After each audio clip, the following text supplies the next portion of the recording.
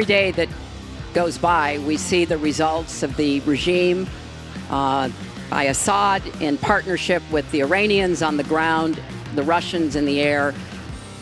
Russia hasn't paid any attention to ISIS. They're interested in keeping Assad in power. So when I was Secretary of State, advocated, and I advocate today, a no-fly zone and safe zones. We need some leverage with the Russians because they're not going to come to the negotiating table for a diplomatic resolution unless there is some leverage over them. Russia has decided that it's all in Syria. And they've also decided who they want to see become president of the United States, too, and it's not me. I've stood up to Russia. I've taken on Putin and others. She talks tough against Russia. But our nuclear program has fallen way behind, and they've gone wild with their nuclear program. Not good. Our government shouldn't have allowed that to happen. Russia is new in terms of nuclear. We are old, we're tired, we're exhausted in terms of nuclear. A very bad thing. Now, she talks tough. She talks really tough against Putin and against Assad. She talks in favor of the rebels. She doesn't even know who the rebels are. You know, every time we take rebels, whether it's in Iraq or anywhere else, we're arming people. And you know what happens? They end up being worse than the people. Look at what she did in Libya with Gaddafi. She wants to fight for rebels. There's only one problem. You don't even know who the rebels are. Mr. Trump, so Mr. what's Trump, the purpose? your 2 minutes and one is thing I have to say, your 2 minutes I don't is like Assad at all, but Assad is killing ISIS. Russia is killing ISIS. We have to be sure that Muslims come in and report when they see something going on. When they see hatred going on, they have to report it. If they don't do that, it's a very difficult situation for our country. Because you look at Orlando, and you look at San Bernardino, and you look at the World Trade Center, go outside, you look at Paris, look at that horrible, these are radical Islamic terrorists. And she won't even mention the word, and nor will President Obama. He won't use the term radical Islamic terrorism. Now, to solve a problem, you have to be able to state what the problem is, or at least say the name. She won't say the name, and President Obama won't say the name. But the name is there. It's radical Islamic terror. And before you solve it, you have to say the name. It's also very short-sighted and even dangerous to be engaging in the kind of demagogic rhetoric that Donald has about Muslims. We need American Muslims to be part of our eyes and ears on our front lines. I've worked with a lot of different Muslim groups around America. I've met with a lot of them, and I've heard how important it is for them to feel that they are wanted and included and part of our country, part of our homeland security, and that's what I want to see. It's also important, I intend to defeat ISIS, to do so in a coalition with majority Muslim nations. Right now, a lot of those nations are hearing what Donald says and wondering, why should we cooperate with the Americans? And this is a gift to ISIS and the terrorists. Violent jihadist terrorists. We are not at war with Islam. And it is a mistake, and it plays into the hands of the terrorists to act as though we are.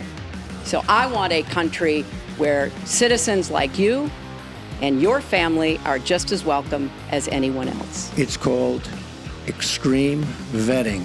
We are going to areas like Syria where they're coming in by the tens of thousands because of Barack Obama, and Hillary Clinton wants to allow a 550% increase over Obama.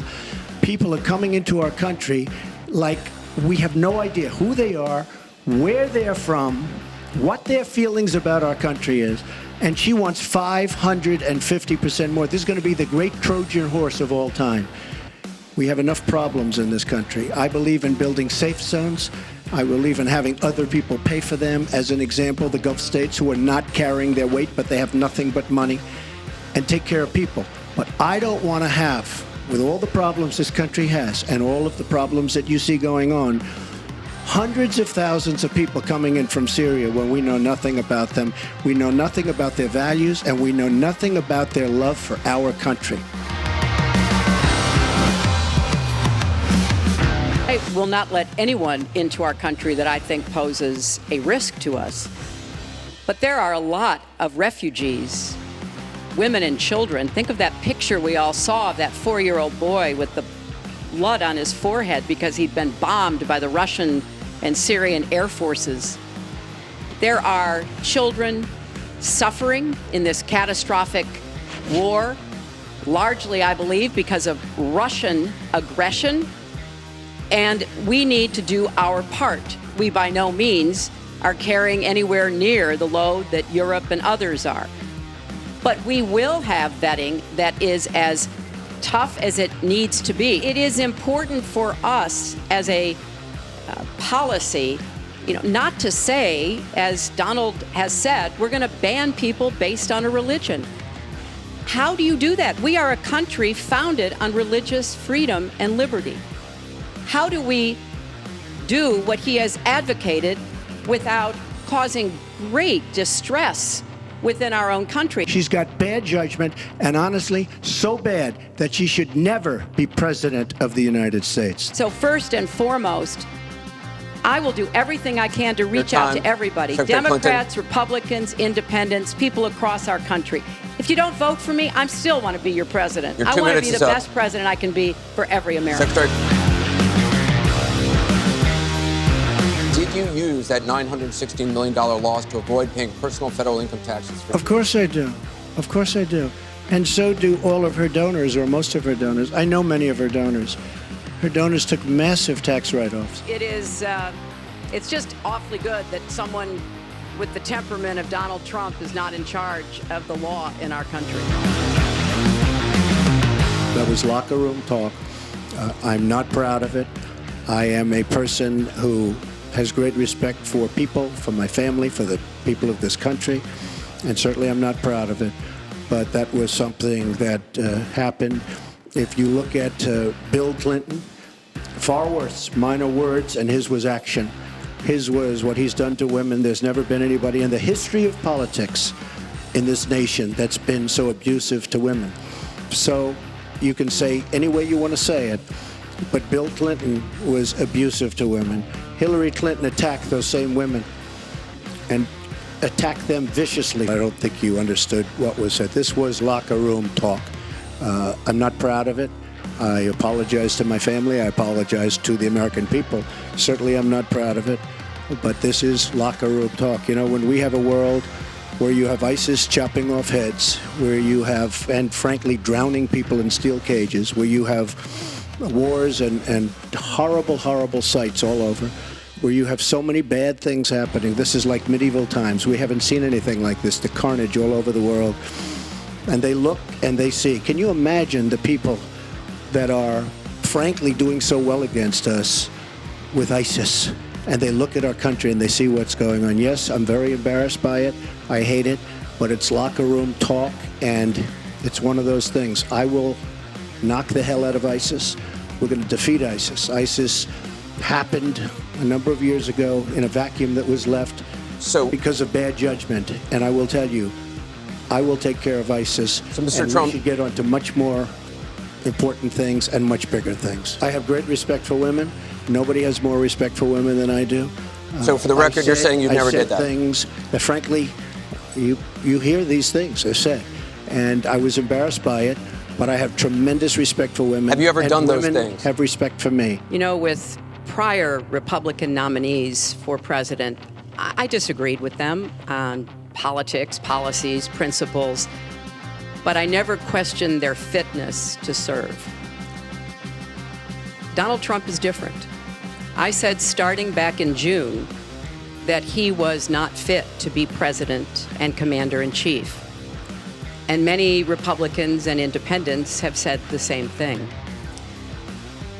What we all saw and heard on Friday was Donald talking about women, what he thinks about women, what he does to women. And he has said that the video doesn't represent who he is. But I think it's clear to anyone who heard it that it represents exactly who he is. Because we've seen this throughout the campaign. We have seen him insult women. We've seen him rate women on their appearance, ranking them from 1 to 10. We've seen him embarrass women on TV and on Twitter. We saw him after the first debate spend nearly a week denigrating a former Miss Universe in the harshest, most personal terms. So, yes, this is who Donald Trump is.